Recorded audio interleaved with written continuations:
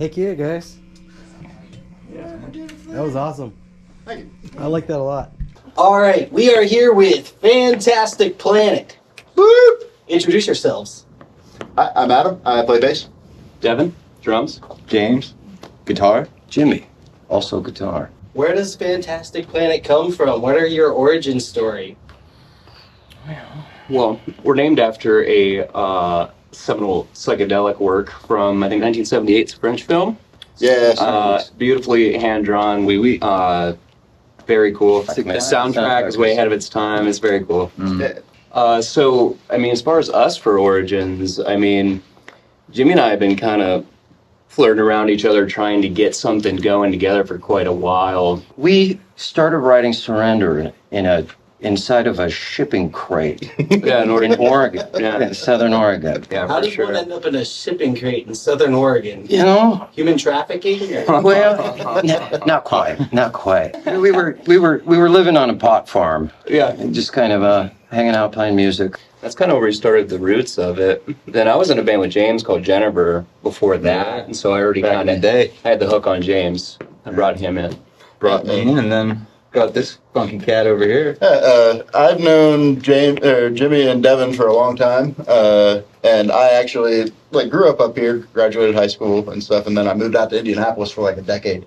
And then literally the night I moved back, I ran into Jimmy, and he was like, "Hey, we're starting a new project, and we need a bass player. Are you in?" I was like, "All right." Snagged him. What's your song process, like your songwriting process like? Well, typically there's a lot of times we'll start with a riff, and then just kind of start hucking things at the wall, seeing what sticks.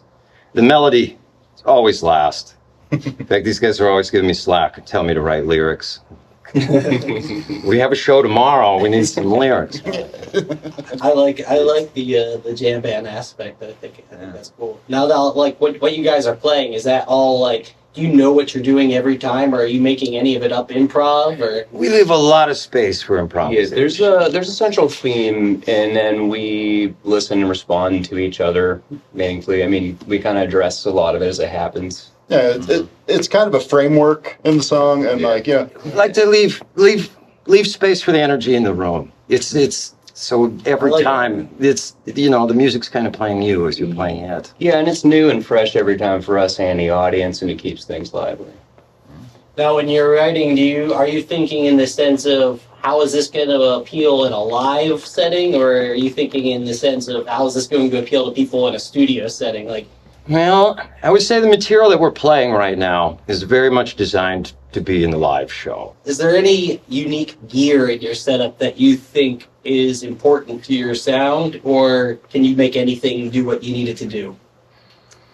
Well, I just kind of recently started equating tone with gear. I picked up a Fender Deluxe Reverb, and I'm starting to rely on that thing. It's got a compression. It's reacting to how you're playing. And I haven't had a piece of gear quite like that.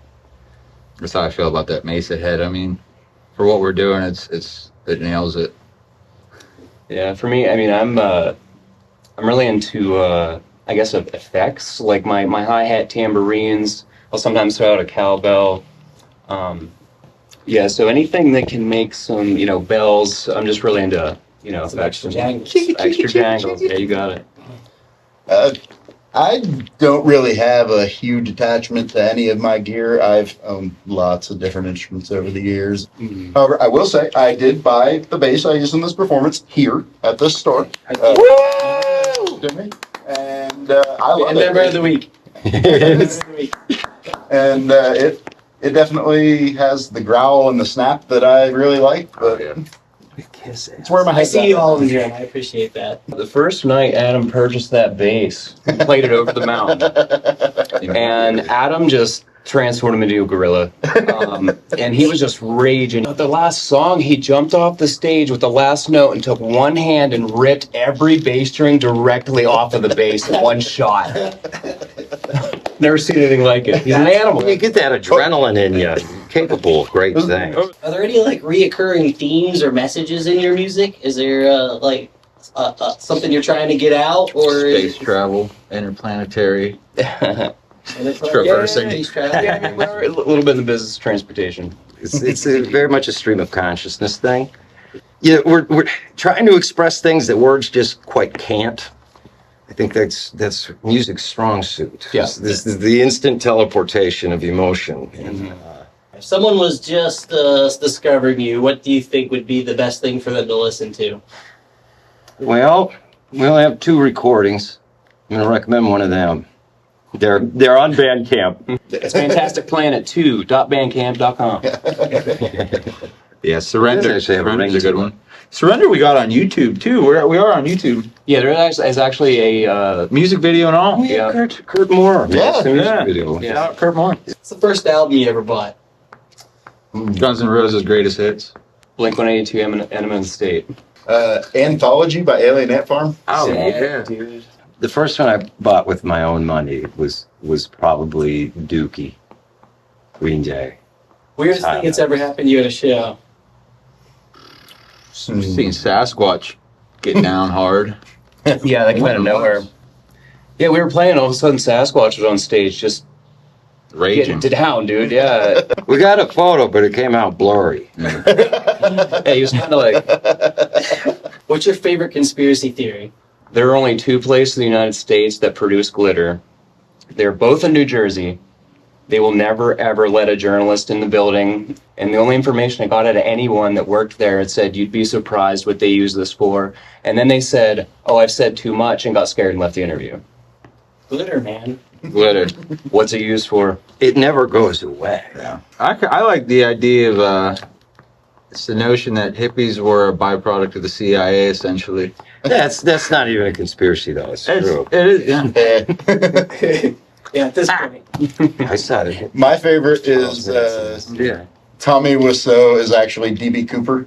He stole all that money from that out of that plane and like Kid Rock. jumped out. Right? Yeah.